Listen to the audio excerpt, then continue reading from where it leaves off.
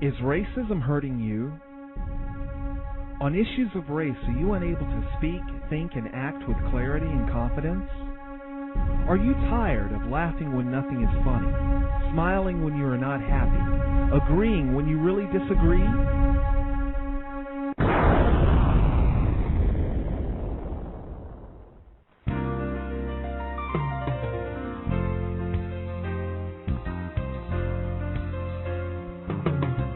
At counterracism.com, you can learn specific strategies and techniques to counter the behaviors of the people who practice racism in all areas of activity, using words correctly, following counter-racist logic, even counter-racist science projects designed to reveal what racism is, how it works, and how to counter it. The open-source code writing format allows you to pick and choose from a variety of counter-racist suggestions so you can produce the code that works for you. Stop by counterracism.com today and help replace racism with justice. That's counter-racism.com.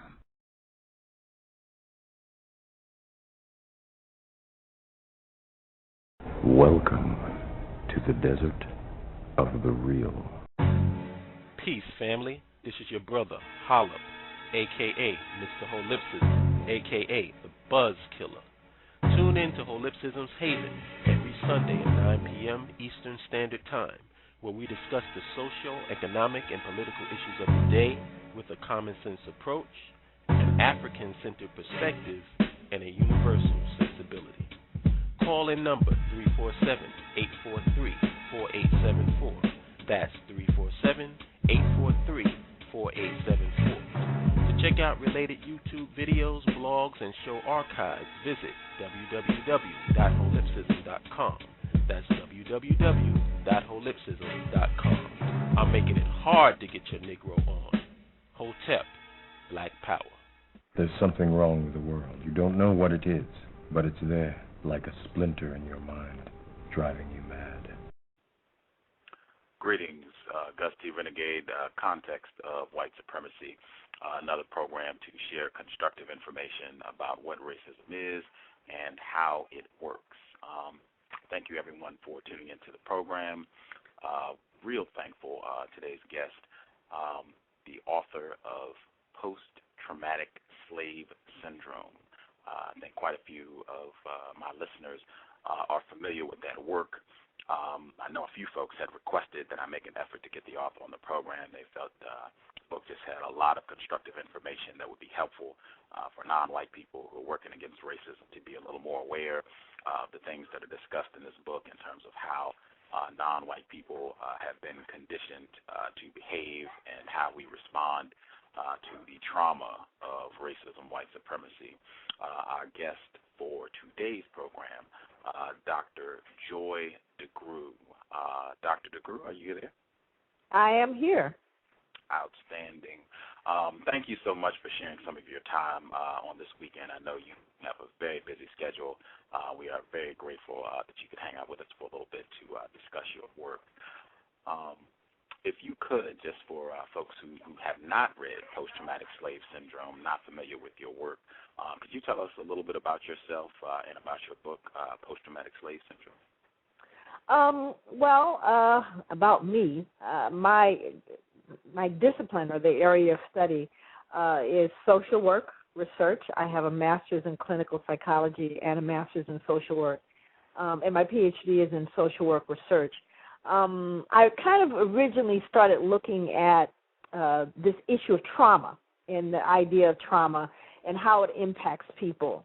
But more importantly, I think in the back of my head, I've always had an interest and always had a focus on people of African descent, which I felt has been under-addressed in most of the literature professionally as I look at it, or they have been so deeply pathologized that it has no usefulness. There's no, usefulness with what the information is, and or it's locked away in journals that no one's going to see anyway. So I guess for me, the first order was just kind of looking at and observing experience. I grew up in Los Angeles. My family is from the South, from New Orleans, and from Belize as well. My grandfather's from Belize. And one of the things that I started to notice as I moved, kind of through my life, is certain behaviors that would never sit right with me. As a child, I grew up hearing, you black, nappy head, big lip, all of these kinds of things that were said as a child. If you wanted to hurt someone, then you basically call them black, essentially. And any attribute that suggests African would become part of what I do to assault you. That's one thing. I said, okay, that can't be okay. What became more clear to me now, so many years later, hearing similar things said. So now I'm looking at an intracultural phenomenon. I'm looking at something that is being passed along within African American culture. This is not white people. This is black people that are passing along, hence the need for Chris Rock to do a movie called Good Hair in 2009. So these are things that become very clear that they're a residual impact of something. Because when I was in Africa, in 4 or 5 countries in Southern Africa, I've been to West Africa, the pathology isn't there. I'm not looking at the same thing. So this is something that has an etiology, but that is not part and parcel to what it means to be African. But it certainly seems to be part and parcel of what it means to be African American.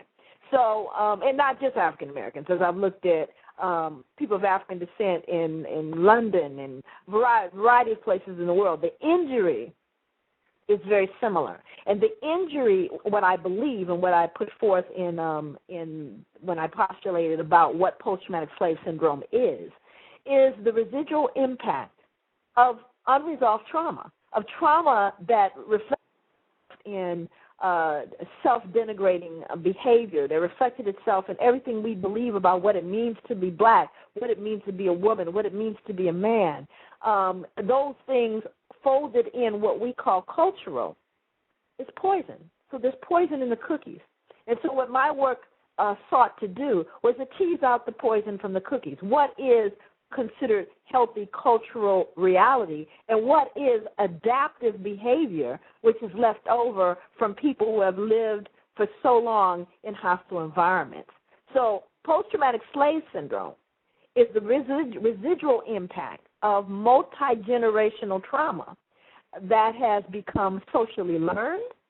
It's become part of learned helplessness. It's become part of, and it's been folded into what we've normalized as what it means to be black in this country. And so what I started to do is I'm saying, well, let's start taking a look at certain behaviors, attitudes, thoughts, and beliefs, and figure out where their origin is. And when I did that, and it took about 9 years total, it became very, very clear that these began very, very, very, very long ago with the period of enslavement and the oppression which followed it. So post-traumatic slave syndrome is looking at those things and looking at what are some of those residual behaviors that are left over from adapting to living in a hostile environment. Outstanding. I guess I wanted to just clarify for our listeners. You are a black female, is that correct? Yeah. Yes, I am. I've never had anybody ask me that. I'm laughing because that's kind of interesting. On this program, there have been it's happened quite often since we're on the phone and you can't really see the person. From time to time, there have been disputes about whether the person speaking is a white person, black person, that sort of thing. So I try to ask just so we have clarification around that. Okay, yeah. Well, it's very clear. I'm black. There's no confusion about it. Not at all. That is, and that's interesting to me. Just that whole. It's like, when I think about black folks, like I work a lot with indigenous people, so I've worked with Native Americans, and there's a woman, her name is Maria, Braveheart, Yellow Horse. Anyway, Maria is doing similar work, PhD, with Native people, Native Americans, and looking at the multi-generational impact of colonialism on contemporary Native Americans. And, So when I was first reading her work, I was reading the articles she published, and I was working on my own dissertation. So I was trying to figure out, and I'm going, I wonder if she's like real Indian, or whether she's one of these folks that bought some turquoise, braided their hair, and then now call themselves Indian because their great grandmother had a eighth, whatever. Mm-hmm. So when I finally got her on the phone, I said, I was just wondering. She says, you're wondering if I'm a real Indian? I said, well, she goes, yeah, and I really look like a real Indian too, But I laughed at her because she has the exact same thing, where people are kind of, and Indian people, Native people, have real interesting responses to what I consider to be largely European people who decide overnight they're going to become natives. And that's precisely what they do. She was kind of giving me some feedback about how, the professional Native community kind of looks at those people who are kind of, have suddenly claimed their Native roots or whatever, and that it's something that is kind of offensive to Indian people. Anyway, that said, I really do understand why it is and how important it is. People say, well, is she really black though? Or is she kind of black? Let's be clear, I'm really black. Matter of fact, I think it's confused people when I work places, because I say, I just need you to know you've really hired a real black woman. I'm not a sort of kind of, I'm really black, and it's going to show up.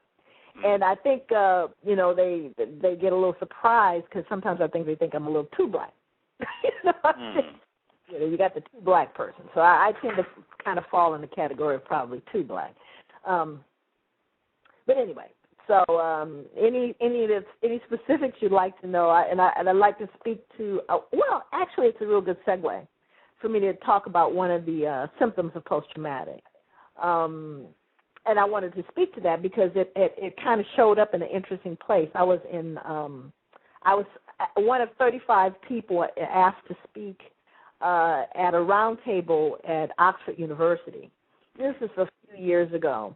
And when I arrived, first of all, I kept thinking, 35 people in the world invited. I think the issue that they were looking at was discrimination and oppression. So you had people from various backgrounds. You had people representing Irish folks from Ireland and the Catholic Irish and all that. And you had folks representing, the Jewish kind of Holocaust and, that. You had people from Africa, you had African Americans, and you had scholars from all over the United States that were, from Duke, from Yale, from, so she had some pretty prestigious folk there. And when I got there, they made a mistake. Surely they didn't mean me. I kept thinking there's been a mistake. They're going to find out and they're going to tell me to go home. But sure enough, I was one, and there's some sort of a committee that has to put your name in, and then they have to, have a committee talk about it, and then they got to vote on it. It's a long process to become part of whatever this thing was, this roundtable. Anyway, long story short, I get there, and of the 35 of us, people present abstracts that are interested in presenting their work, and then from those abstracts, they choose 5 people. And I was one of the 5 people once they got my abstract that they allowed to present. Now, what was interesting about my experience in presenting on post-traumatic slave syndrome at Oxford University were not the responses of the white people. It was the responses of the black people that I found interesting. The first night when they just basically let people know who was going to be able to present, and they basically presented their topics, I was looking at the way the black people were behaving once they read my topic. So we're talking about black scholars now that would read the topic post-traumatic slave syndrome, and then they'd look around to try to figure out who this person was because they certainly wasn't going to sit next to them. Wow. And there were crickets down where I was sitting. Crickets. You could hear crickets. The black folks were not. One black man, and I have such great Kobe, who is so cool. He's a professor at San Jose State, who is a Pan-African black nationalist who had been insulting people in their language all night. So he sat next to me. He was the only person that sat next to me. Now, this is before I did the presentation. Now, remember, it's just the topic, post-traumatic slave syndrome. And they had distanced themselves based on the topic alone. So then the time came for me to on post-traumatic. And what I didn't know is that before you can present, there are two people that they actually get to review your work and present on it to give their perspective as to its relevance, its strength, whatever, you know. It's scholarship. So what ends up happening is these two people, I don't know, never seen them before, get up and start talking. And they continue to talk, and they are just raving about how important the book is, that it's seminal work, that it should be a must read for academic folks, the whole long thing, at which point the black people started claiming me. Then they started claiming me, you know. Now they were like, oh, yeah, she's with us.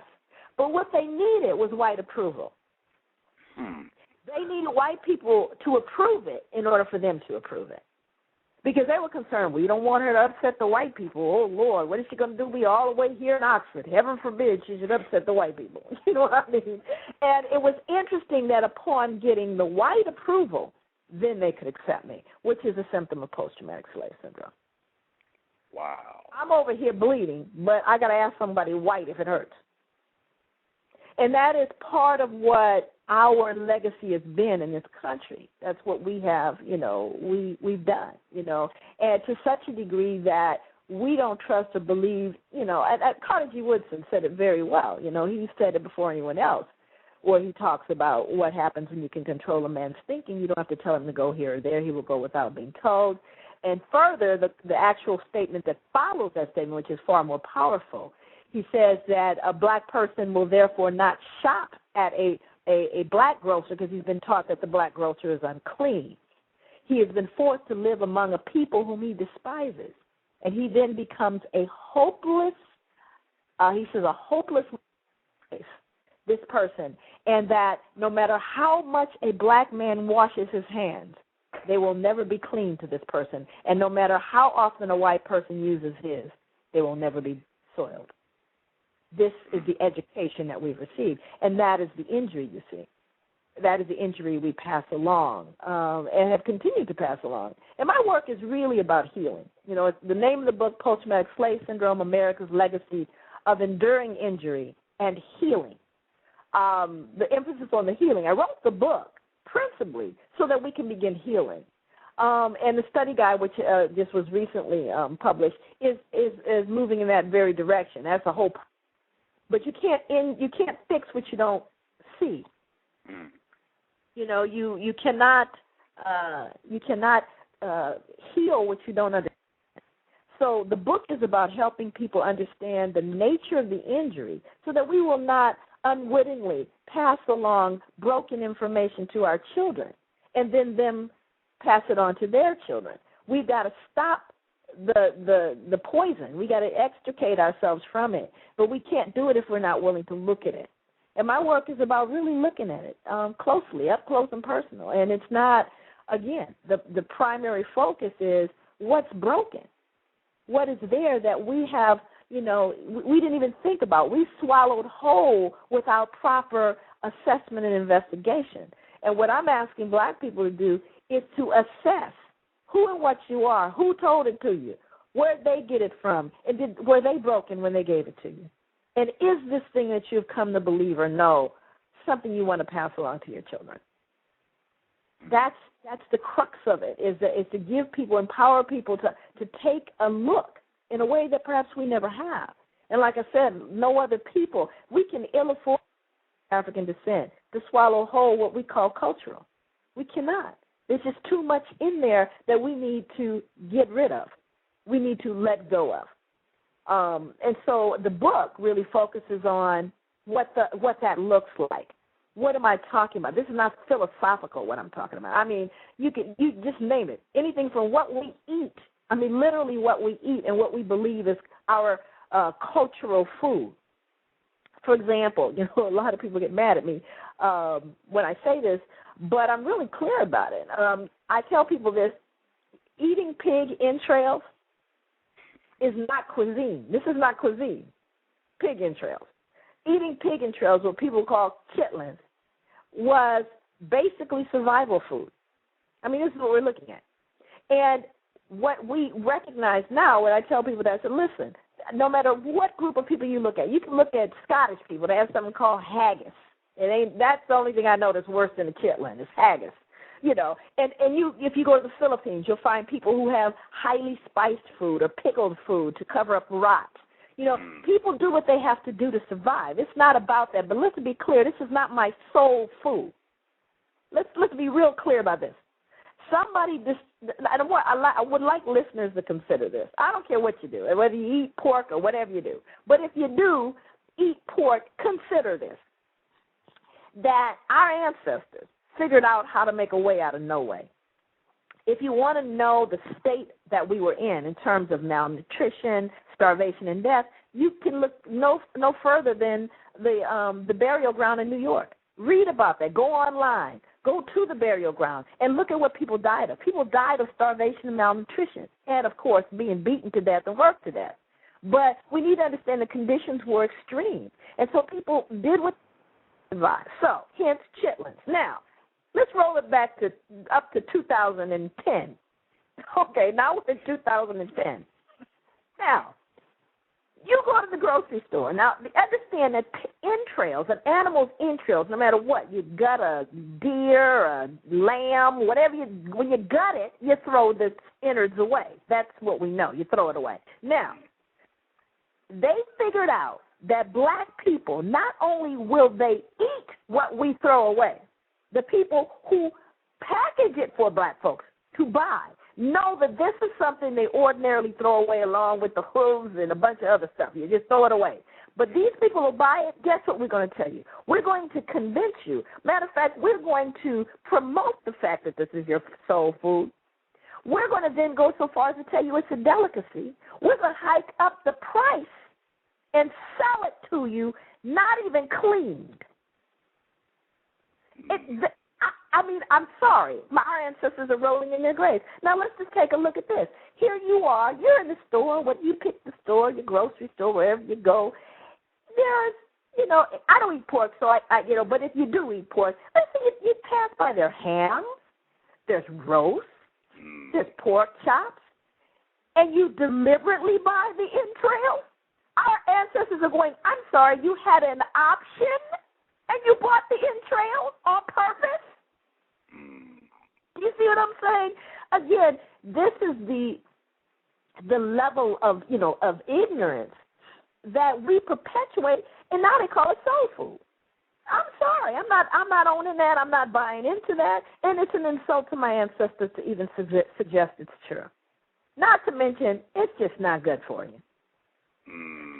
So these are behaviors that, again, have become folded into what we call cultural, that are part of adaptive behavior as a result of survival.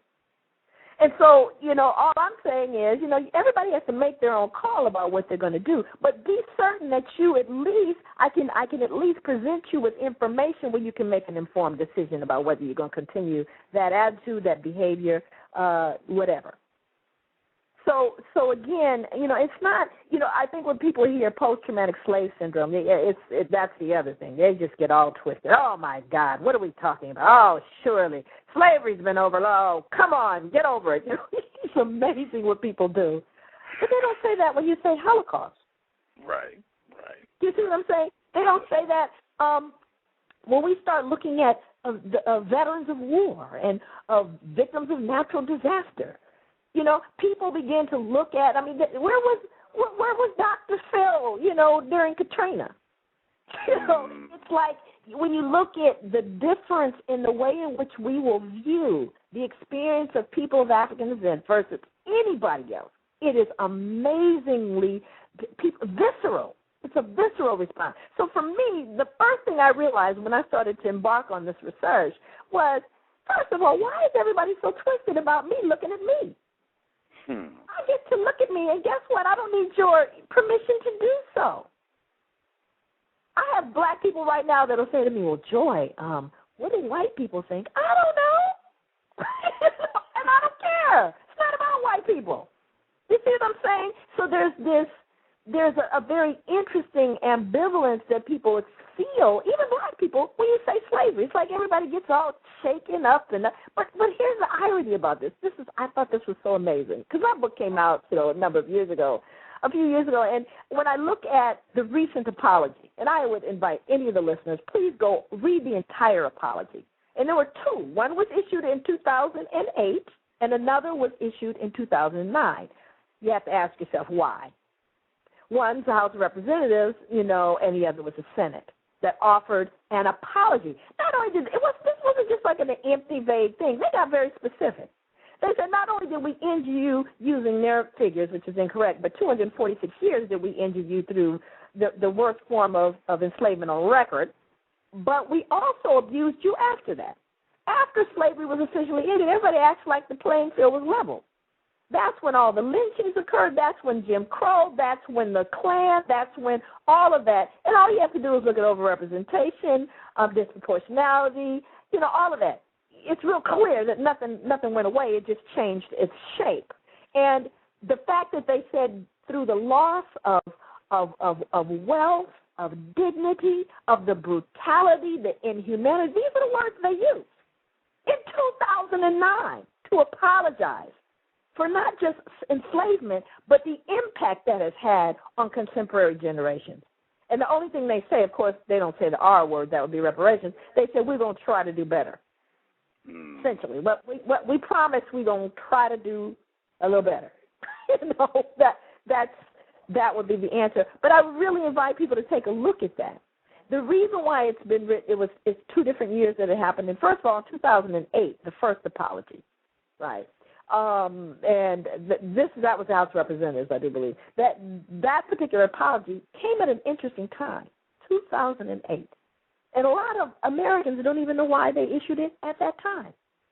Well, in 2007, I was in Europe, and Europe was celebrating the bicentenary of the end of the slave trade in Europe. All over Europe, they were having, all kinds of workshops and programs basically honoring the fact that was the 200th anniversary of the end of the slave trade in Europe. In 2008, it was the bicentenary of the end of the slave trade in America. It came and went without even notice. Came and went without notice. Even black folks didn't know. Now, how is it you have a whole other country, 2007, acknowledging theirs? They had to do something in 2008. That would have been scathing had they not done something. So that's why politically it got issued in 2008, because it would have been an embarrassment internationally to have not on the heels of Europe doing it. But, again, these are things that, again, you can't, if we don't know, they say our people are dying for a lack of knowledge. We have no clue. There is so much. When I dived into this well, there was no bottom of it. I could not believe what I was able to find. And it wasn't obscure, the information in post-traumatic. It wasn't obscure. It just simply has been left out of our education. Like I said, not obscure, not hard to find, not have to go up in any dusty, cabinets and find these unique books. It's all there. They just decided not to tell little black children and black people in general. Just didn't tell us. And guess what? We didn't ask. We didn't ask. And part of the injury is the reason why we didn't ask, because we've been taught that anything that is associated with being black is not worthy of mention. I mean, it's thick. The stuff's thick. I mean, when you read the book, and you can go get the book on my website, joydegruy.com. And if you go, you'll see all of my materials. But when you read the book, you'll find that, and most people that read it, they're like, wow, it's not like it's debatable. This is not like a weird thin theory out there. It's history. It's real. And we are all, what are we but a reflection of our past?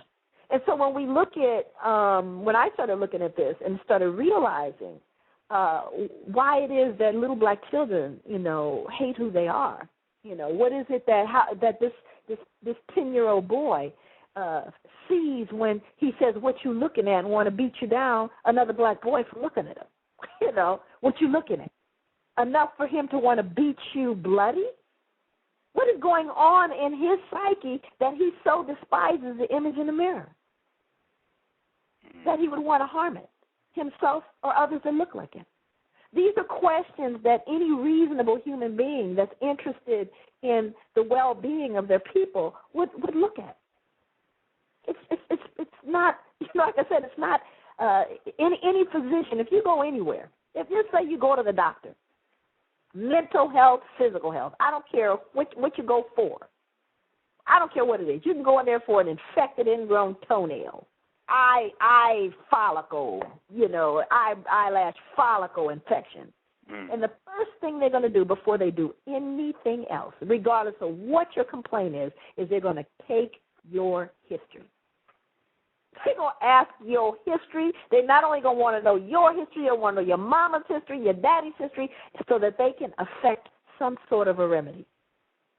And that remedy is not solely based upon what they're looking at in front of them, but the history of what got you there. And that is plausible for anyone in the business of wanting to heal. Mental, emotional, spiritual, physical, you got to look. And that's what I endeavored to do. Not, like I said, not deep.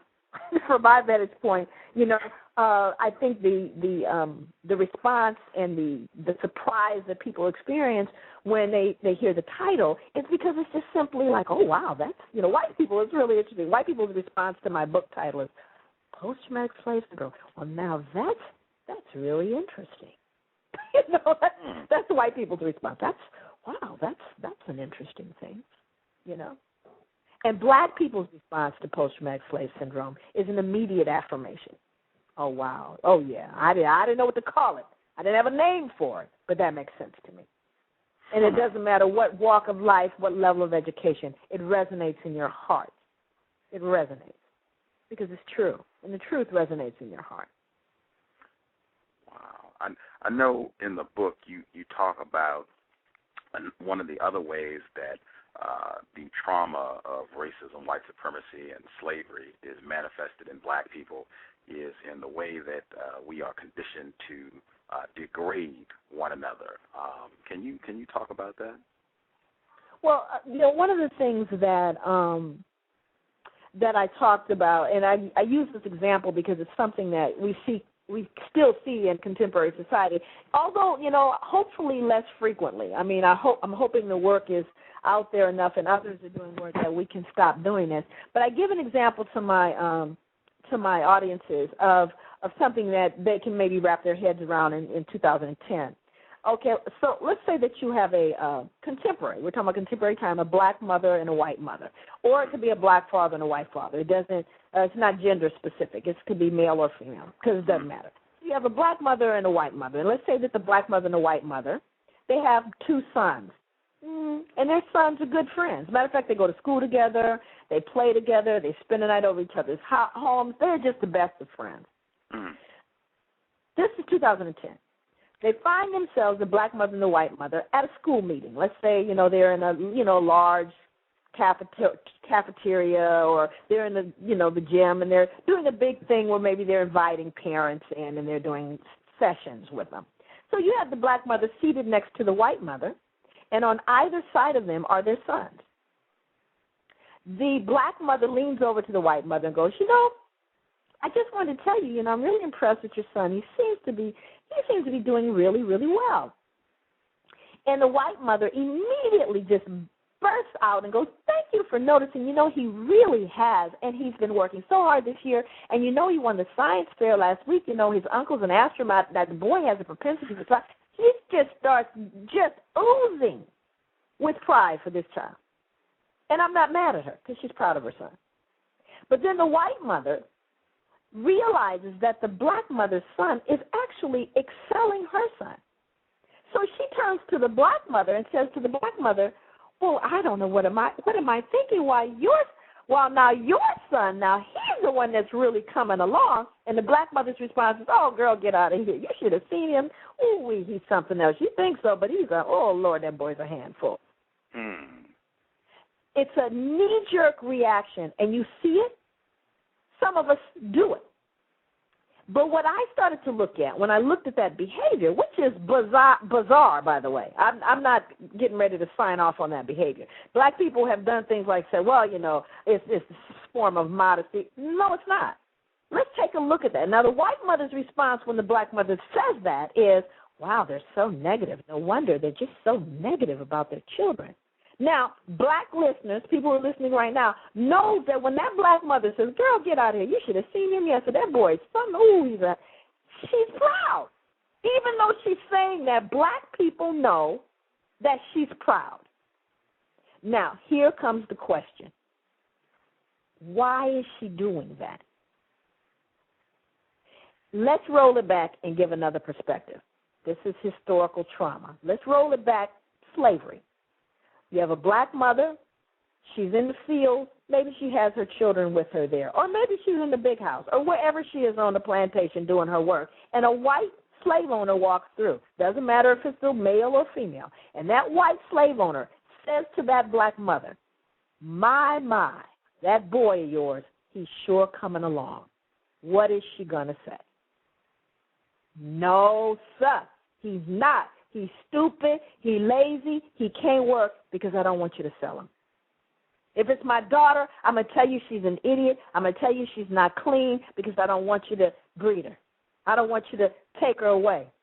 That is called appropriate adaptation for living in a hostile environment. We never unlearned it.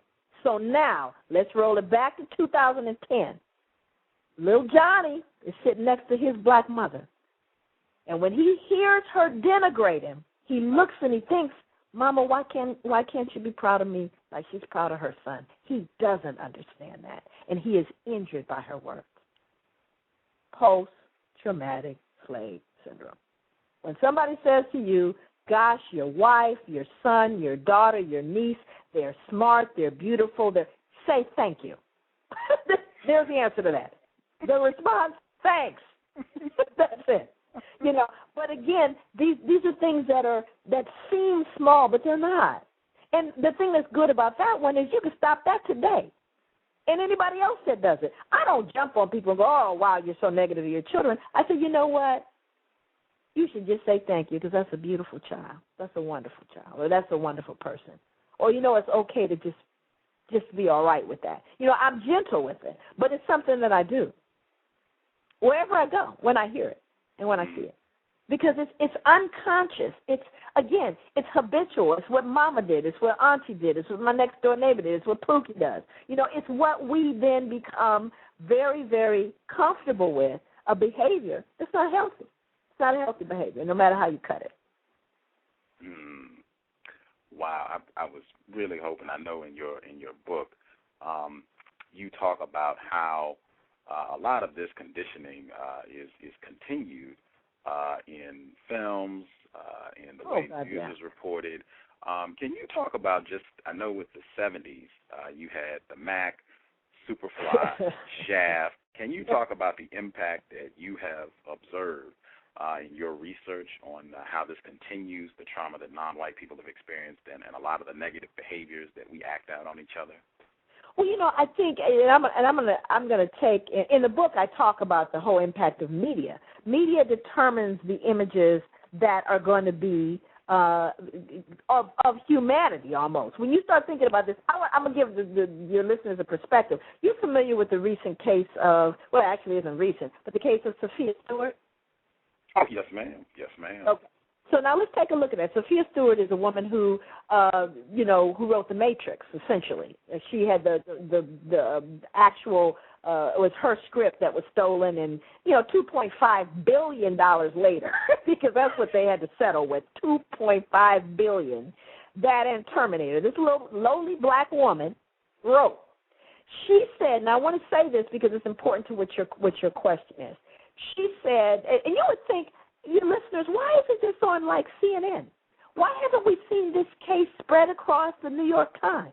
Why haven't we seen it in the Wall Street Journal? Why is it nowhere? And she says that's why it took her so long to win, because the people she was going up against owned 95% of all media. Stay with me. They own 95% of everything you see, you read, you hear. Now, let's roll that back and start looking at what impact does something so huge as media have on the perceptions of black people. Someone that, now you got to read my book because I don't have time to go through the whole thing, that when you start looking at the impact of cognitive dissonance, what white people have done to justify their behavior is they've blamed it on the people they've oppressed. That's what they've done with every group of people. And if you're confused about that, go see Avatar. The bottom line, maybe you can see it with blue people, but the point is that black people and the images of black people, the media has controlled and is all over the world. You got people ain't never seen somebody black that have an opinion about them already because of that huge, huge impact that media has. When you look at people got up in arms. You look at Halle Berry. Now, I guess the one out now is Precious, right? So that you, or the one with Sandra Bullock who saves, the black boy.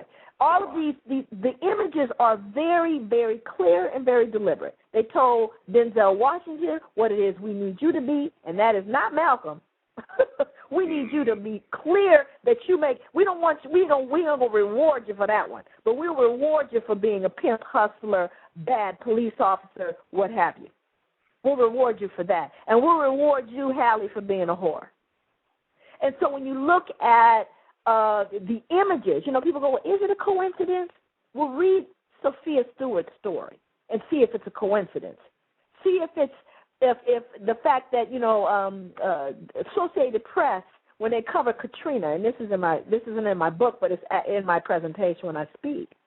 There's an image. You can actually go online and see this image if you'd like, but it's an image of a person in the water with a huge plastic trash bag. They're in chest-high water, and they're wading through it. And the caption, this is Associated Press. Stay with me. The Associated Press caption says, a man wades through, this is a black person, a man wades through chest-deep water after looting a local grocery store in Louisiana on, 2005, whatever day that was, 30th or whatever. Then it's a half picture. The second half, the bottom half, is two white people doing precisely the same thing. So this person has a big trash bag full of stuff. The two white people have a big trash bag full of stuff. But here's what the caption reads. Two residents, see the change immediately? I guess they had their ID, but two residents wade through chest-deep water after finding bread and soda at a local grocery store. You see, exact same picture. But what those, and I don't even know if the reporters themselves were aware. I don't know if there's a conspiracy to make certain when you see black folks, this is what you say. I think it's automatic. I think that they immediately said, well, that black person must be looting. Oh, and those white people, bless their souls, they've found some resources. You see what I'm saying? That is how deep the socialization and the media influence is, that these people probably didn't even know they were making any differentiation. All they know is they've been socialized to believe that man's a looter. And isn't that what they told you about Louisiana at the end of the day? They're just rapists and looters. Yep, repeatedly. Do you see what I'm saying? And that's how they closed it out, because that's how they dealt with their dissonance around calling people refugees in the country of their birth. Calling the fact that you couldn't seem to get there, but you could get to the tsunami folks in 48 hours. So these are things that, again, I don't know. It's so blatant that it's difficult for me to understand how anybody right now, it's almost impossible to be living in the United States 2010 and not have a clue about the reality of these things, about the images of black men and black women and black children and black boys and black girls. If you don't understand what the images are that the media has consistently put out there, where black people couldn't even find parts, and it is true in every other industry as well. It's not just acting. Let me give you a perspective. I don't know if I covered this in the book. I don't even remember. Maybe, but anyway, I wrote so much. But one of the things that, let's say, for example, 2010. This is contemporary. I'm pulling back together now. And there is a black woman. It's a black man. It's a black man. And the black man is going for a job. He's going for a job interview. And there are 3 positions available. There are 3 openings, right? And he's going for the job. He goes into the waiting room. And in the waiting room are 2 white people and 1 black man. Mm-hmm. Who is he most concerned about? I'll pick the black person. By virtue, he immediately becomes his enemy. Immediately goes, oh, my God, because he believes that how many are they going to hire? How many black people? 1. They're only going to hire 1. Do you see what I'm saying? Whether that's true or not, he never stops for one moment and says, maybe the 2 black people are actually better candidates than the 2 white people. He immediately gives 2 of the positions away to the white people. Do you see what I'm saying? Yes. Immediately.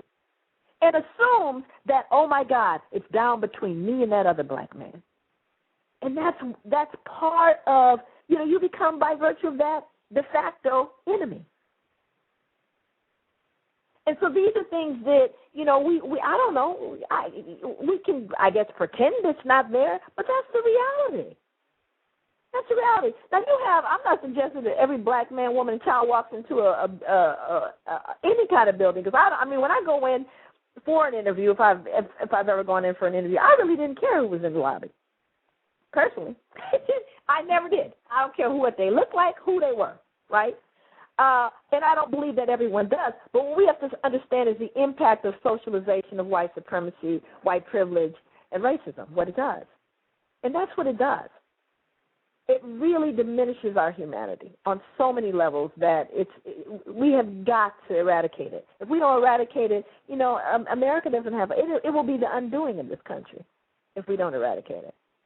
And any myth that has gone away is just plain stupid. And when people go there with me with, well, you have a black president now. What about Oprah? I get those. Or then look at those athletes. Yeah, I said, I'd like you to peel back the statistics and tell me if anything's changed since the advent of those folks.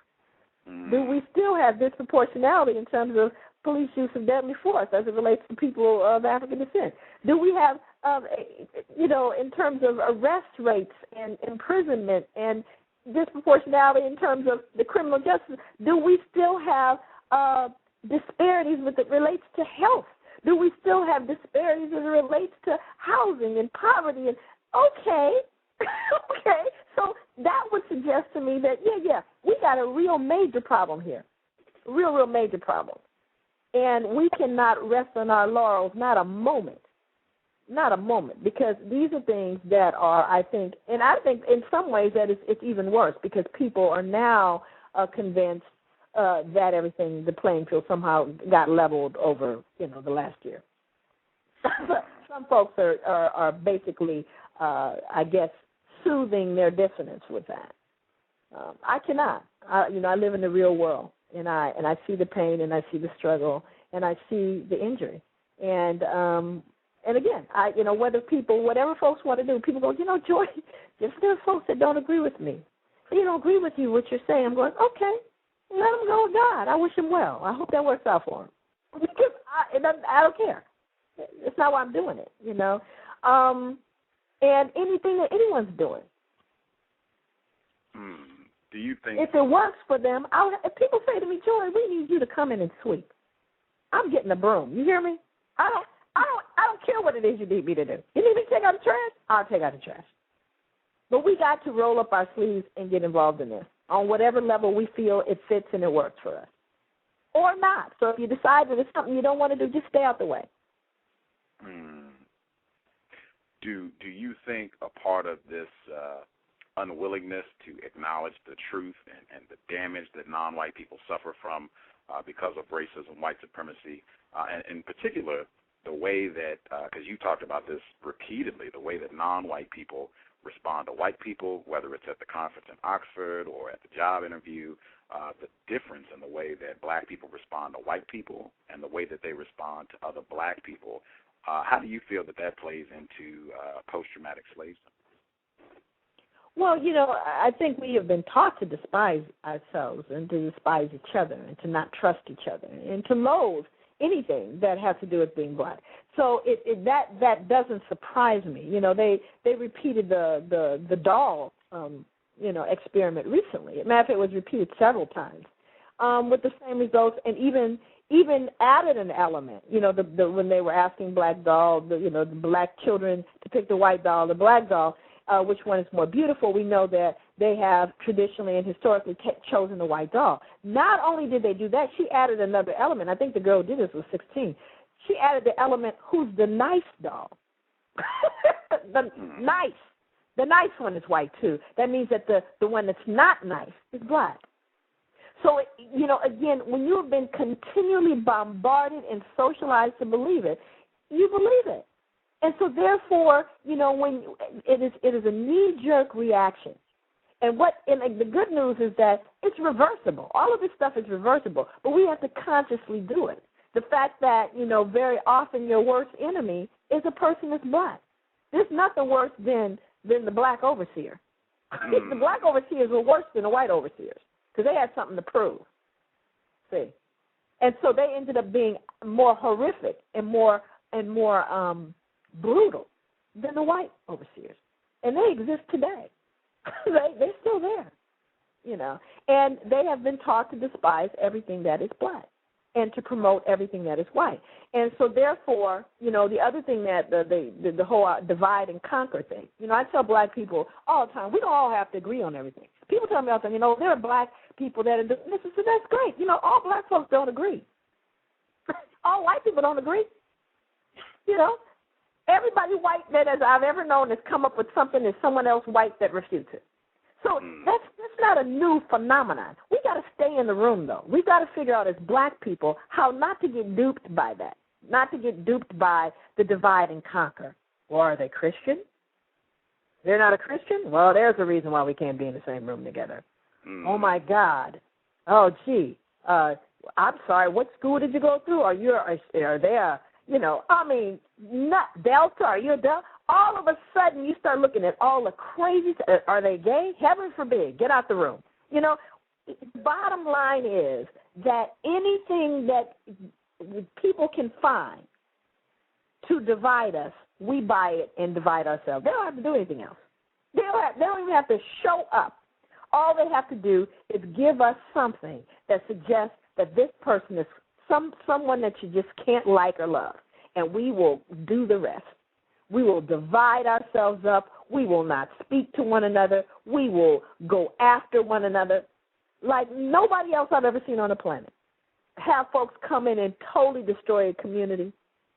And the only way you understand that is happening is if you have a sense of who you are, a sense of who you are. And what we're looking at is a people who have, what was it, Randall Robinson, and I did say this in the book. Randall Robinson said to me, he says, Joy, the worst thing you can do to a people is to rob them of the memory of themselves. It is the worst thing you can do. And we don't know who we are. And so if we don't know who we are, we don't respect and honor each other, and we seek to destroy. We tend to destroy what you don't know, you don't understand, you're afraid of. And we don't know who we are. And so we have to get back to that. We have to teach our children who they are. We have to, because we can't rely on anyone else to do that. There is a disincentive for America to teach black children who they are. They're not going to tell them the truth. They're not going to give them the real story. So that means I, as a parent, as a member of the community, as an aunt, as a sister, as a friend, I have a responsibility to educate. That's my responsibility. Wow. Again. And that's something that each one of us has to take up. What is it that you can do? Get a broom. You know what I'm saying? I don't care what you got to do. Do your part, because we need all hands on deck here. We really do. Because if a white man has a cold, a black man has pneumonia, and that's the state of affairs with black people. White people got a cold, we got pneumonia. It's much more serious, much more lethal, much more pressing, much greater crisis. Wow. Dr. Joy Degruy, Dr. Joy Degruy, author of Post-Traumatic Slave Syndrome. Do you have time to take a caller really quick? I can probably take one. I'm just getting over the flu, so my throat is kind of raging right now. But sure, I'll take at least one. Okay. 803. I see you with a hand up. 803. Hey, Gus, it's Thomas. Oh, greetings, sir. How are you doing? Good. And yes, good afternoon, Doctor. I had that question. I heard you mention something about Sophia Stewart, and I kind of tuned in a little bit late. Did you make mention about her actually getting settlement on her case? Yeah. Well, what the proposed settlement is $2.5 billion. Yeah, because Gus, I don't know if you remember, I had sent something out, and it was actually debunked. It actually turned out in November about her winning in November, and then it was a guy. He took pieces of an article that was spliced. So do you have something that because that was like, I was so overjoyed when I heard about it. You can actually go online now and find the more recent one. They talk about that one, but they give you the more recent updated information about her. So it's available. You can go online now. Go look it up now. You'll find it. That's how I was looking at. I don't know. Was it published on like any of the newspaper or where is it at? It is published. I'll tell you what you do. Email me or send an email to me, joydegruy.com, and I will send you the article. Yeah, because I was like I said, when I first saw that fake article, I had forwarded it out to people because I was so happy for her. I was like, because I've been following this story for quite some time, and it's like, man, so I let a little bit of air out of my balloon, like, oh man. No. She won. And again, the biggest issue with her is that you're not going to hear about it. It's not going to be something widely publicized. It's not. Never that. It's never going to happen like that. But you can also reach her. I think that she has there's a link where you can actually reach out to her. But there are, it's pretty final now. It's not something that's vague or even disputed. It's not even disputed because they admitted it. It wasn't like they had a lot of room to not accept it. And she explains why. She actually explains in the article why it is it took her so long and why it is there's so little publicity about it. But I guess from her vantage point, just sign a check. And I guess that's about where it is, But I'd be happy to send you what my information. Actually, my information originally came from Susan Taylor. And Susan Taylor, as you know, was editor Essence, who sent it to me originally. But it's out there. You don't even need to do that. It is out there. But I will send you my copy if you'd like.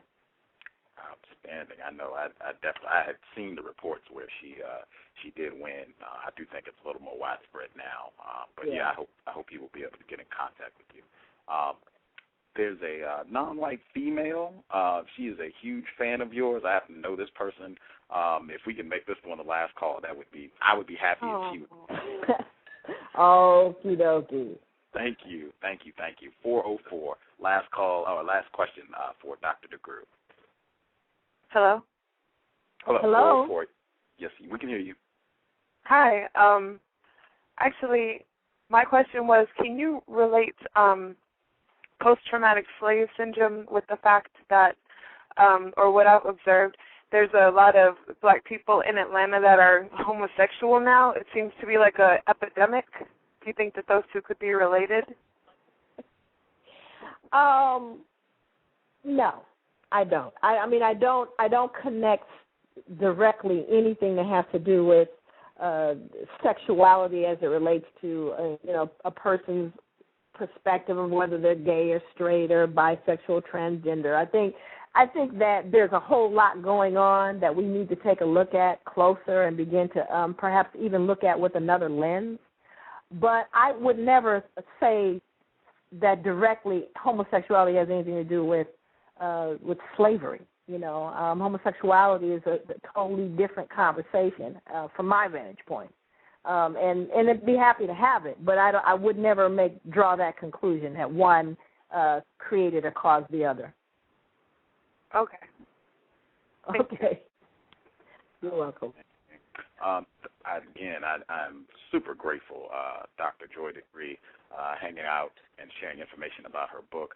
She said she had been a little under the weather, and she was a trooper hanging in and answering questions for us. My friend just brought me some tea, so I'm getting weak, and he can look at me and tell I wasn't right. So, but thank you so much. And if that caller wants to, just go to joydegruy.com, and I will reach out to him and get that information to him. Outstanding. Can we get the website address one more time, please? It's joydegruy.com, JOYDEGRUY.com. Outstanding. Dr. Joy Degruy, thank you so much for sharing some of your Sunday afternoon with us. You're welcome. Be safe and be well. Thank you, ma'am. You too. Bye-bye. Thank you. We're going to take a quick commercial break, and we'll be right back. Context of white supremacy, Gus T, Renegade. Is racism hurting you? On issues of race, are you unable to speak, think, and act with clarity and confidence? Are you tired of laughing when nothing is funny, smiling when you are not happy, agreeing when you really disagree?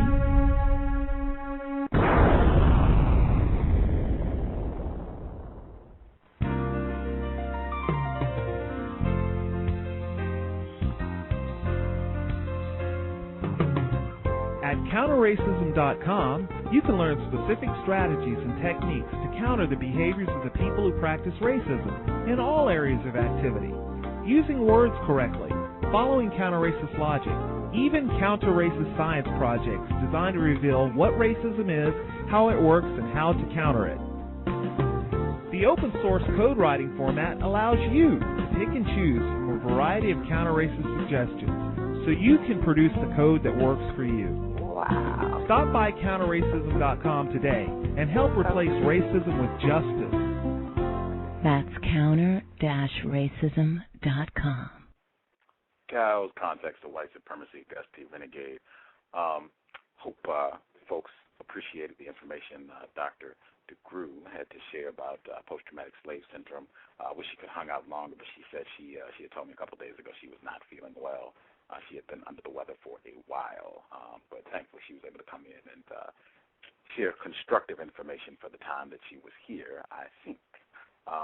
The folks that are on the line, 404-803, did you all have any comments or questions, any feedback that you want to share on the program? Yeah, I think it's very constructive. I think, sometimes, I get a little bit exasperated when I hear people who are non-white, and they always, want to feed into this whole notion and context of it's all about just being responsible, being accountable, as if not to say that there's not a larger system at play that will, even when you do all the right things, still keep you from being productive.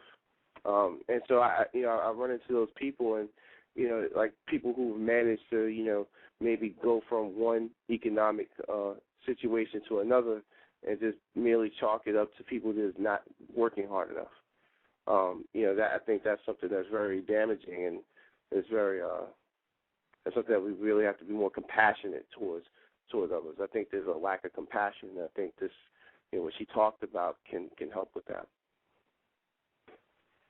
I agree. She talks about that in her book as well, about the importance of a lot of the book that deals with the healing that she talked about. A lot of that is centered around being honest with one another about the way that we have been victimized and abused by racism, white supremacy, and that would do a lot to make our relationships with one another a lot more healthy.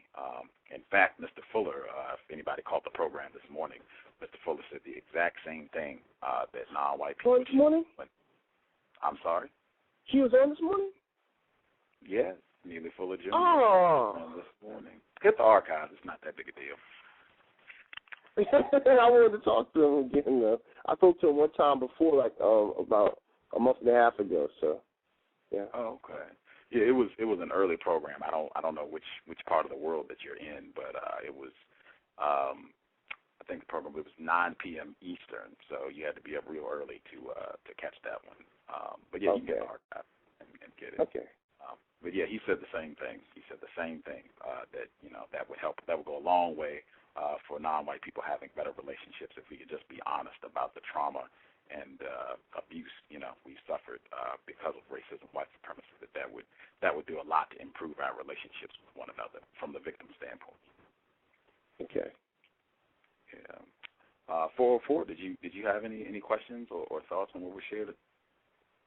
I appreciated the show. I thought that it was very constructive. I liked a lot of the examples that she gave, such as how we've incorporated eating chitlins into our culture, and there are a lot of things like that which were really responses to really extreme, difficult situations.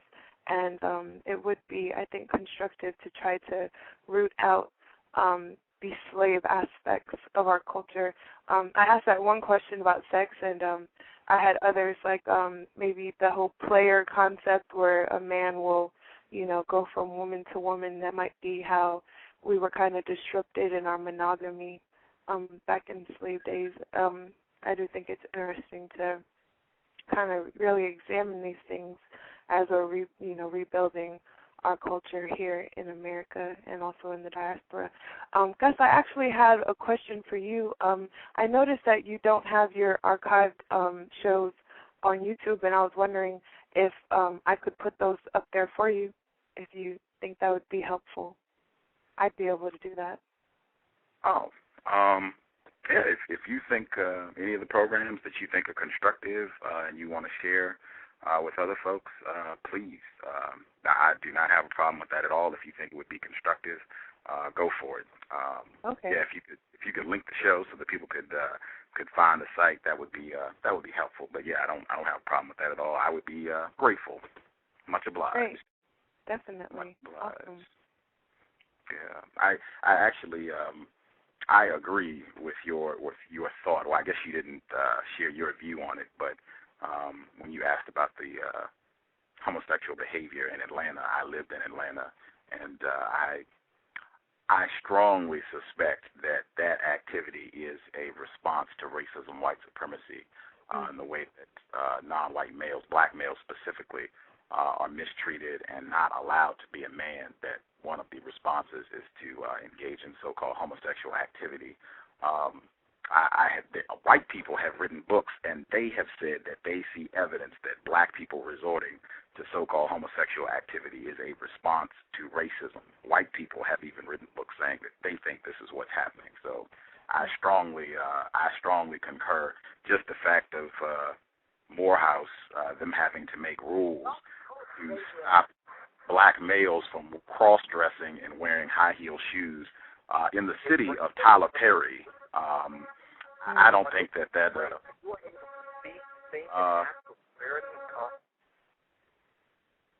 thank you, somebody, whoever the distortion, thank you. But yeah, the fact that they had to make rules to prohibit black males from cross-dressing and wearing high heels at Morehouse in the city of Tyler Perry, of Medea's fame, I don't think that's a coincidence at all. I think all of that goes hand in hand with racism, white supremacy, and I believe Mr. Fuller, he even shares his story of how Little Richard said that when he acted effeminate, white people didn't mistreat him as much.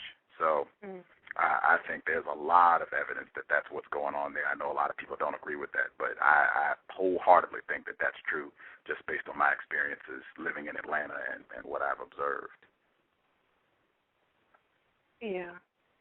Yeah, it's hard. And then also the fact that black males are treated differently than black females.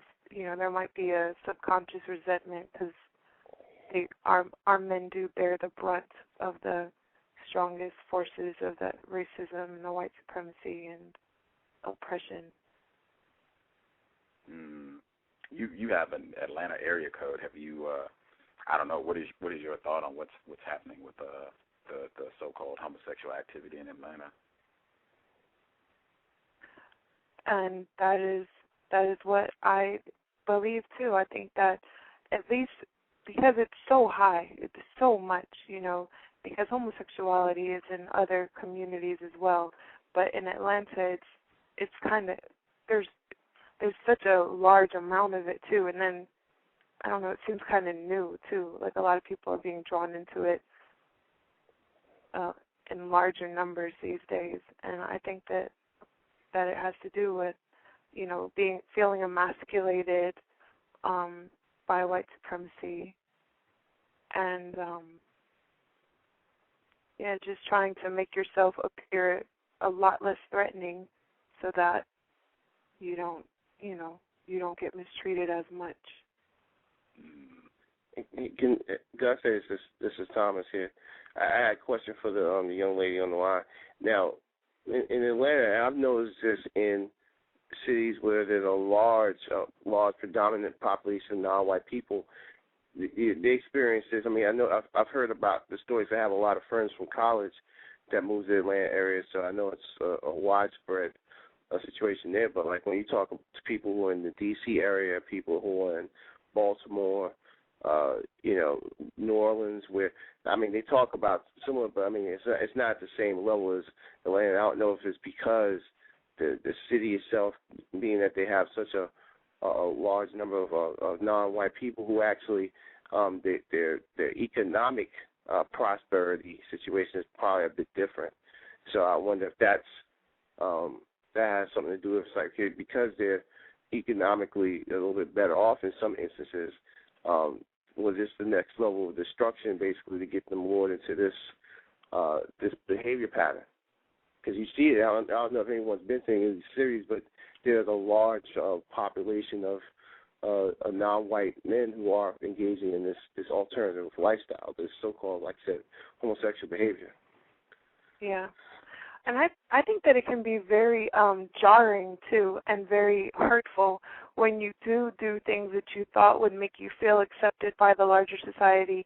Like if you are able to get a high-paying, respectable job, you're a software engineer now and you're making $100,000, and you realize that, your new position does not change the fact that, you're receiving all this psychic abuse from people and they're now resentful for you.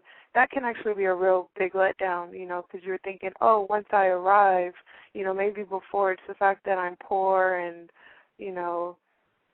lower class, but then you arrive to be upper class or to have money and still realize that wasn't what it was. It wasn't the fact that, you spoke in Ebonics. It's really just, it's racism. So that, we might have more money here, and that might actually help you to see it even more. That, look at these black people that are doing well and still being abused, kind of like with Gates and also with Obama, still receiving that abuse. And that might, drive those men to want to make themselves less threatening in that way. And, that with the sex thing, that's really complicated. And Gus, you often talk about how you've concluded that non-whites should not have sex with whites under this system. And I'd love to hear an entire show all on that, because I've just found bits and pieces here and there, because how the way that sex is affected by white supremacy, I think, is very interesting and would be constructive for us to meditate on. Several of them are coming down the road. Okay. That is one of the areas of racism, white supremacy that I spend more time studying exclusively, and that was actually a focus that I wanted to have earlier in the program. It's just other things, have come up that I think have been constructive, but that's definitely coming. I definitely want to spend an entire program or have entire programs dedicated to that topic so that people can think on it a little more, hear the information, and, make a decision for themselves about whether it's constructive. And if it's not constructive, how much damage is done to the non-white person who engages in those behaviors. But, it's coming. It's coming. Stay tuned. There was one other person that called in as well. I just wanted to check to see if they had comments on what you all have shared. 478. Yes. Hey, thank you, Gus, for the show. I wanted to find out about the books that you just mentioned. You said some white people had wrote extensively on the subject as far as how homosexuality is linked to racism, white supremacy. I have not come across any of those books, and I think it would be interesting for me to read them. What were they, or who are the authors? I'm feeling a little lazy right now, but I'm trying to fight through it. If you go to my blog, I'm having to scroll it so I can go to my blog here. But if you go to my blog, there is a post that I did on the film Descent with Rosario Dawson. Okay. In that movie, or in the review for that film, I talk about this. There's one specific book that I know of where they talk about rape in prisons, and there's a specific article where a white person, this happened in the 70s, they were looking at a Holmesburg prison in Pennsylvania, and white people were doing experiments on mostly black males in this prison system, and they were getting paid money for doing these experiments. And when they began investigating what was happening, they concluded that these experiments were driving up the incidence of homosexual behavior. And when they further continued this investigation, what they were saying is that these black males were impotent, basically, because they were experiencing racism, didn't have any power, they were confined, locked up, shamed, the whole gambit. And their way of responding to all this was to see themselves as being more manly by emasculating someone else. So they would, perform these homosexual acts on someone else in a very degrading, violent manner to make themselves feel more powerful. Okay, and it was white people doing this to black people? No, this was black people doing this to other black people. And okay, I read that book. And you said it's on the Rosario Dawson blog? It's on my blog. Okay. My blog is racism-notes.blogspot.com. If you're listening at Blog Talk Radio, it's Victim of White Supremacy Diary. It's right on the show page. You can click it. And the address again, racism-notes.blogspot.com. That post is on the front page, and I'm actually not quite as lazy as I thought. The name of the book is Male Rape. That's the name of the book, and the author is Anthony S.C.A.C.C.O. That's his name, Anthony S.C.A.C.C.O., and the name of the book is Male Rape. But there is a specific chapter of the book that just talks about what happened in Holmesburg prison, and this white person just gives his analysis of what he saw in the investigation, and he says this activity, this homosexual activity that was happening in prison was a response to racism amongst these black males. Great. I'm very interested because I kind of take a different, stance as far as homosexuality is concerned, and not just homosexuality, but any type of sexual behavior. But interesting. Thank you. I will read that. Thank you, and very informative show. Thank you. Thank you for calling in. I would like to do a program on that as well. That would be, I think that would be constructive as well. Did you all have any other thoughts or anything that you want to share?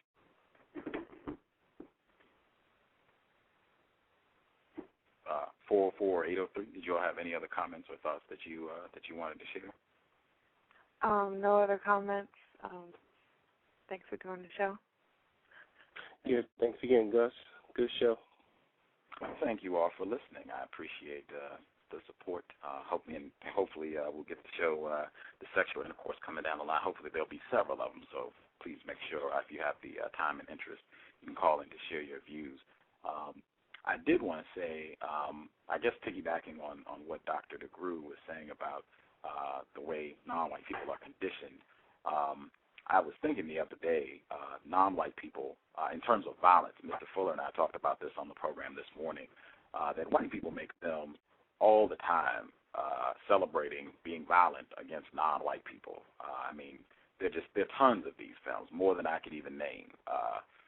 Driving Miss Daisy, Shawshank Redemption, The Godfather. There are tons of these films where white people celebrate and make fun of being violent against non-white people.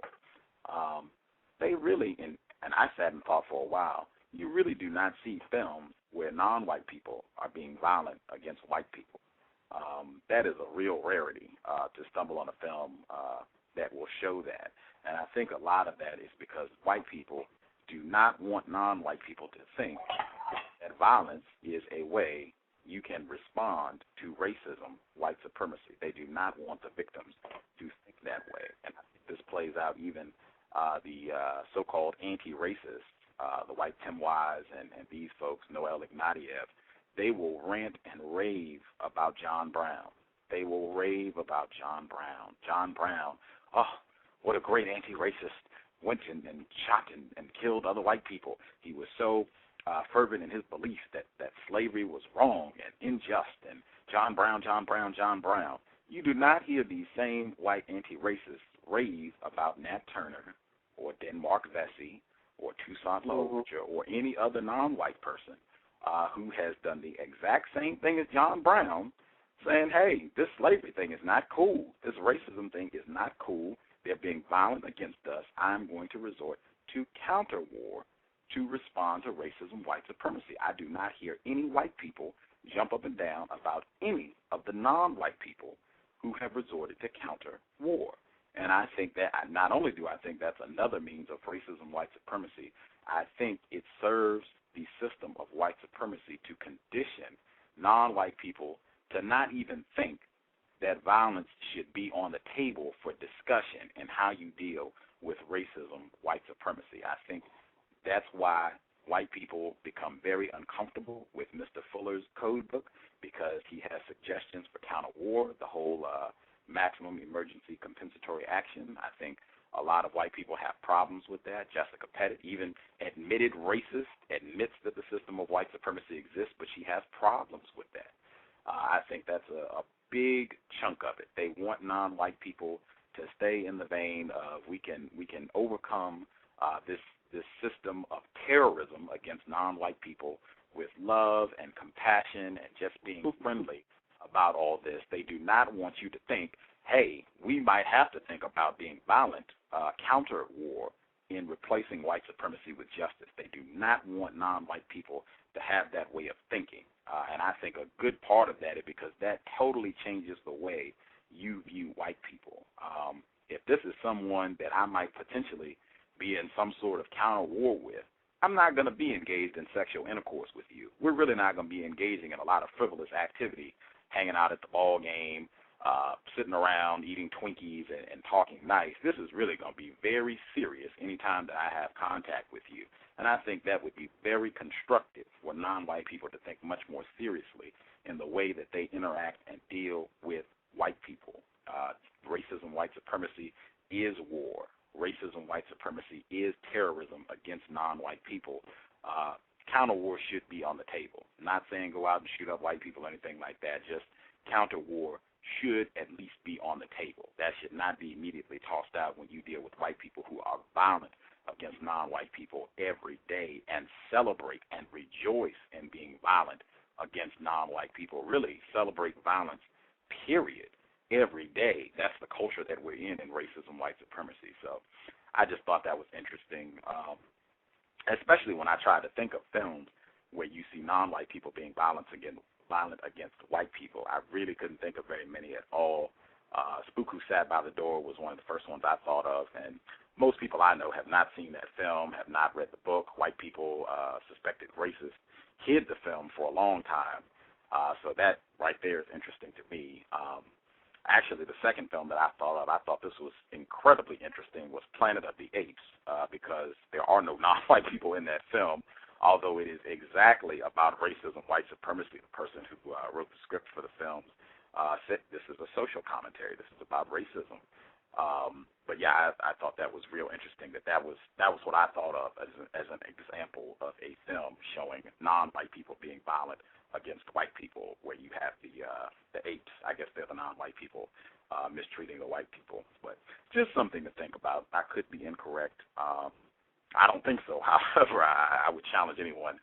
Think of examples of films where you see non-white people mistreating white people, and then compare that to how quickly you can think of films that show white people mistreating non-white people.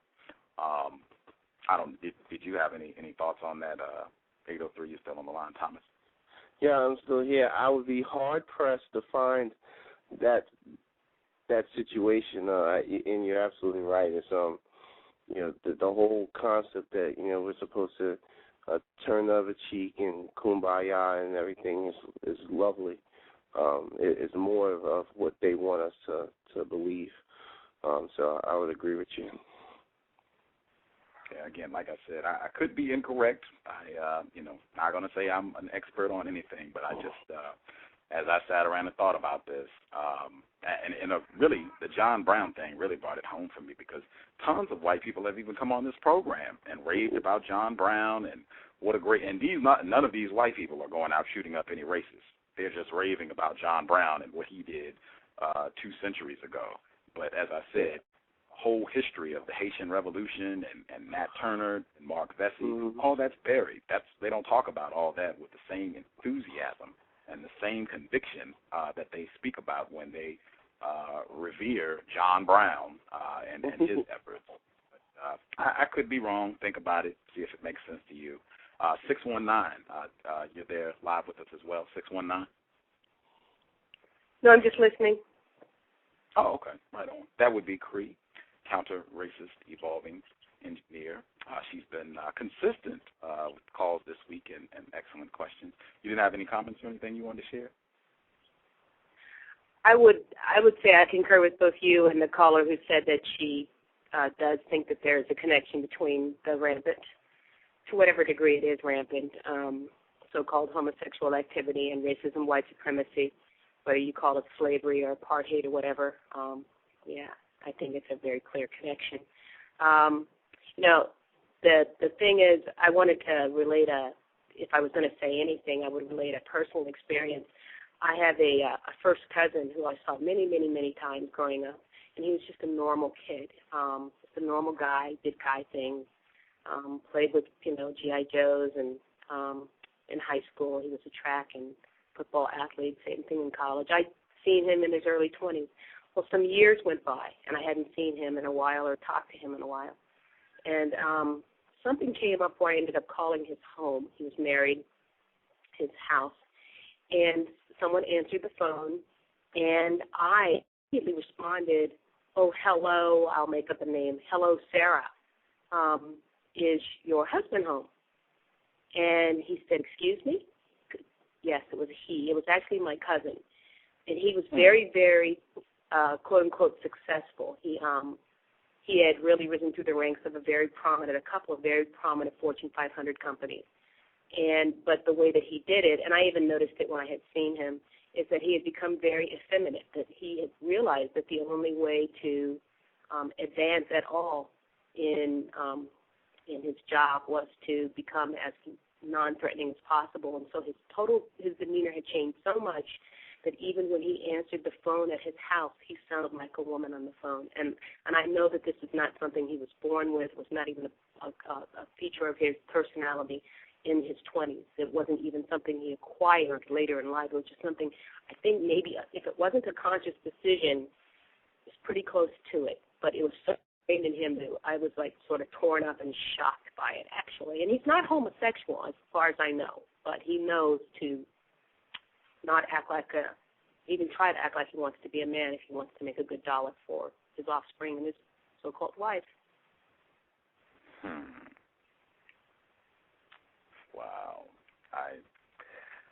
I feel like I have observed that often in the system of white supremacy. I even had a non-white female, black female, when I was in middle school. She was talking about there was a black male who was one of the assistant principals, and he had a very pretty high voice for a male, and very, very kind of effeminate acting ways. And she just said explicitly, I had no understanding of racism, white supremacy at the time, but she just said explicitly, he is not threatening to white people at all. They do not see him as a threat. They do not see him as a manly individual at all with the way that he talks, the way that he acts.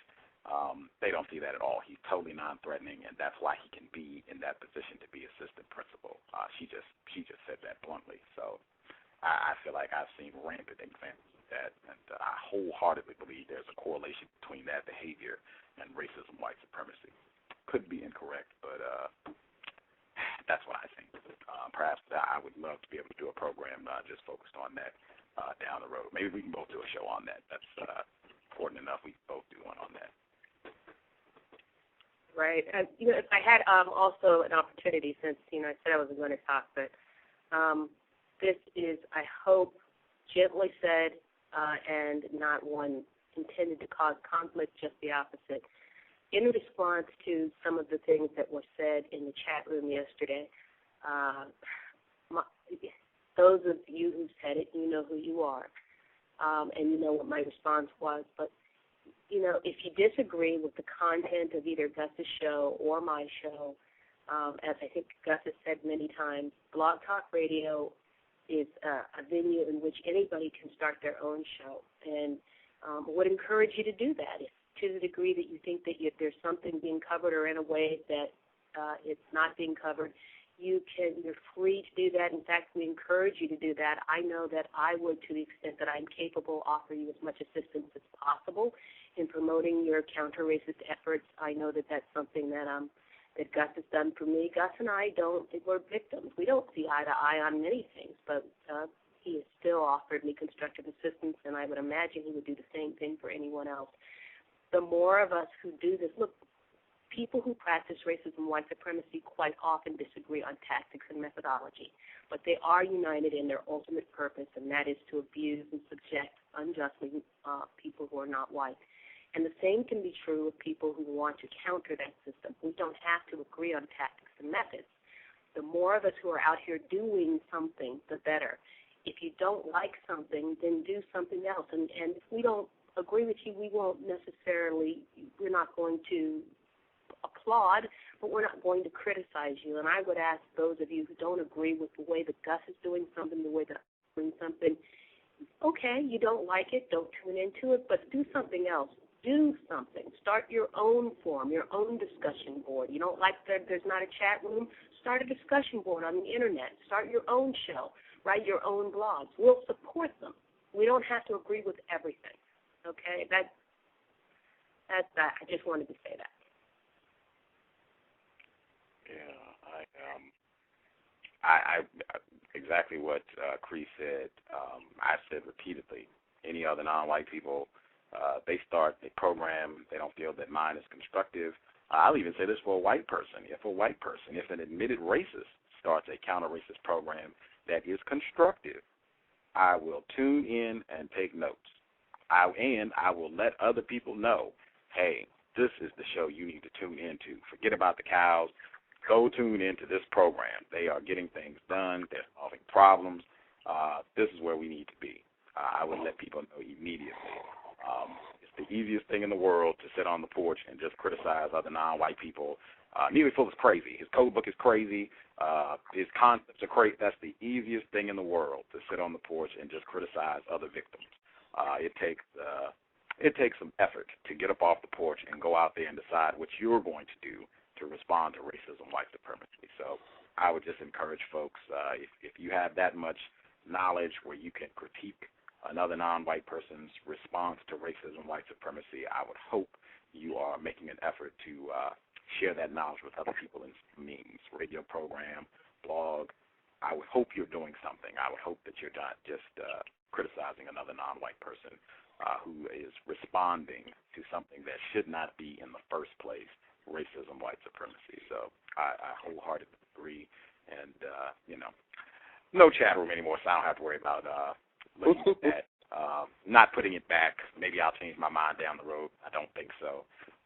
And again, I'll say it again. I never said the program is constructive. I'm sorry. Go ahead, 803. No, it's that I can't see anyone. Like I said, the thing I liked about your approach to things, you're very precise in your wording. I don't see how anyone could, enter your chat room and say anything about the way you run your show, because if anything, you're open to different points of view, and you always make an effort to make sure that you say I could be wrong. You put qualifiers on just about everything you say. So I don't know how someone could enter your chat room and do something like that, but it's just it doesn't quite make sense. But I've seen it other places. I know this is not unique. I know the feeling. You go to the chat room, you're hearing views, people are talking about racism, and you get riled up, and people have their views, or people are doing things that you would not do if you were hosting a program, or if you were talking about racism publicly. Someone says something that you wouldn't say. I understand, but just I'm very much not into criticizing, judging other victims. I don't think it's constructive. It tends to create conflict between non-white people. As Cree said, I don't agree. There's no non-white person that I can think of where I have a 100% agreement with their views on racism, white supremacy. I doubt that's even possible. And just same thing Cree said, that white people do not have 100% agreement about how to practice racism, white supremacy, but they don't let that become their sole focus, arguing with other white people about how they should practice racism.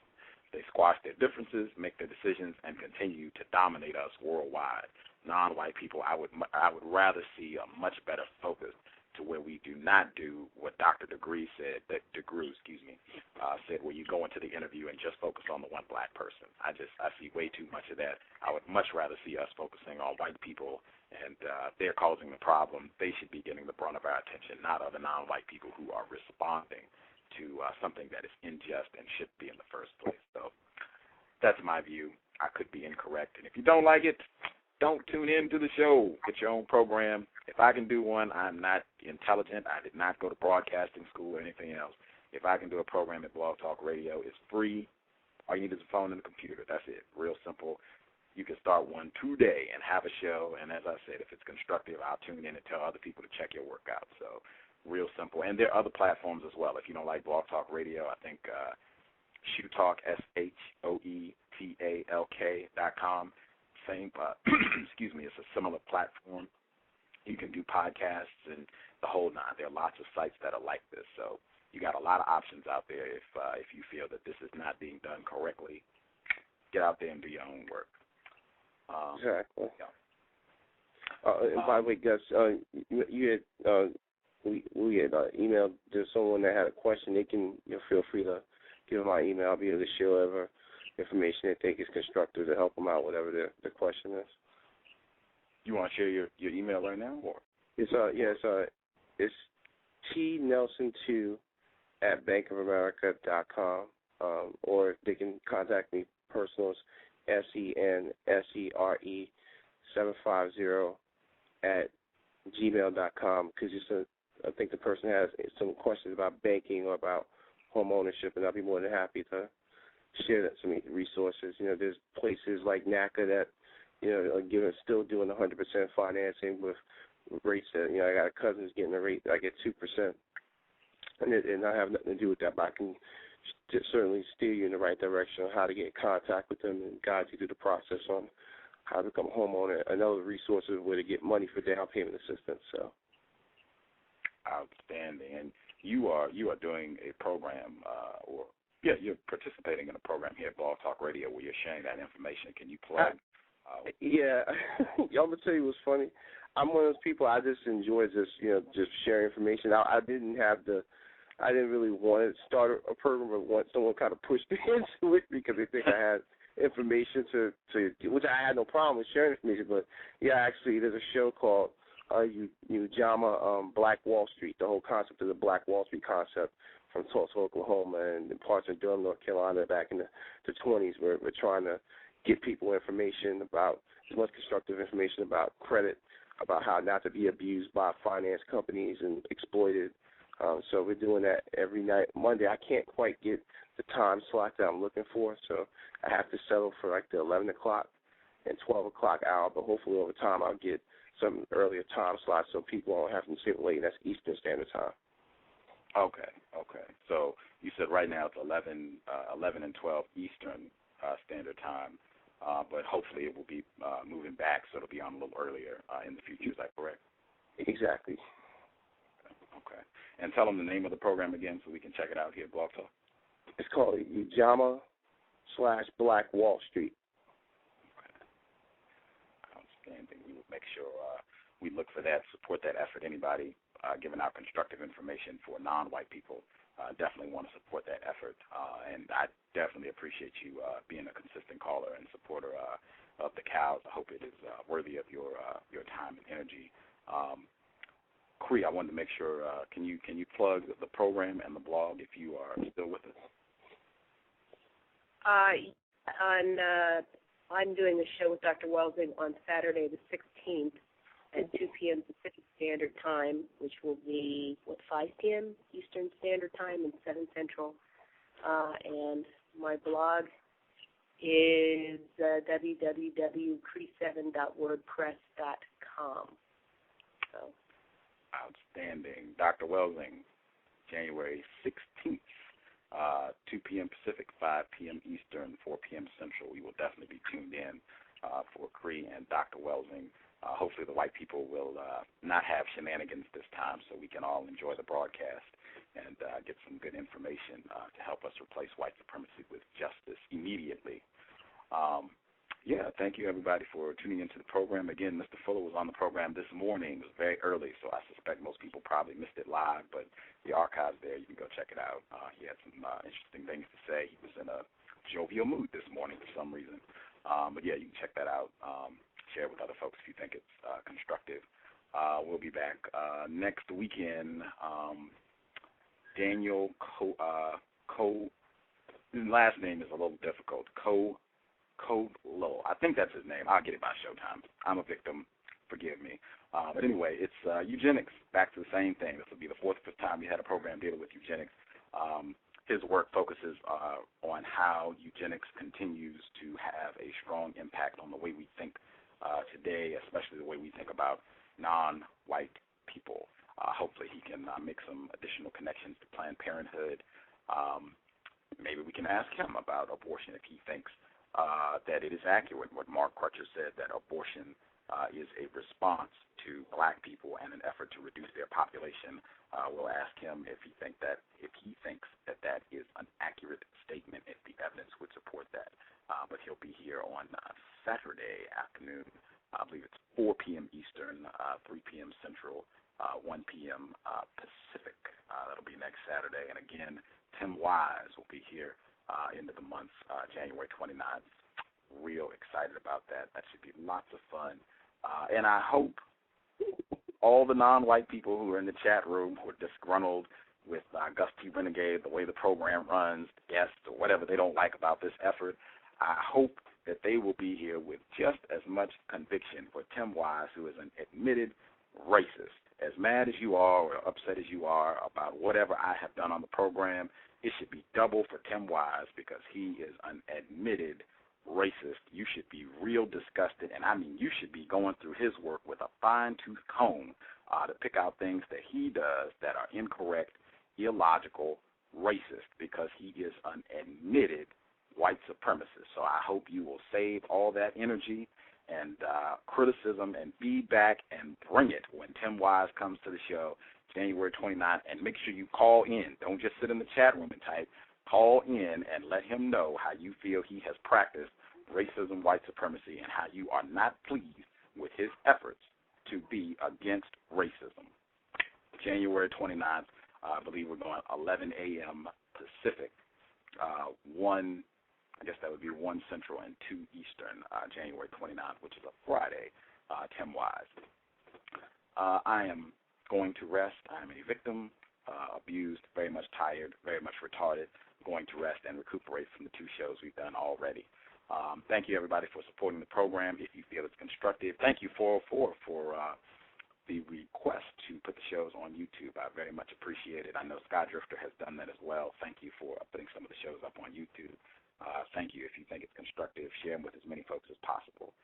We'll be back next weekend. Thank you for sharing. And Cal signing out. And support Cree as well. Cree, counter-racist evolving engineer here at Blog Talk Radio. Thank you, everybody who called in. We'll be back next weekend. Cows signing out. Blog Talk Radio. Thank you, everybody who called in. We'll be back next weekend. Cows signing out. Blog Talk Radio. Thank you, everybody who called in. We'll be back next weekend. Cows signing out. Blog Talk Radio. Thank you, everybody who called in. We'll be back next weekend. Cows signing out. Blog Talk Radio. Thank you, everybody who called in. We'll be back next weekend. Cows signing out. Blog Talk Radio. Thank you, everybody who called in. We'll be back next weekend. Cows signing out. Blog Talk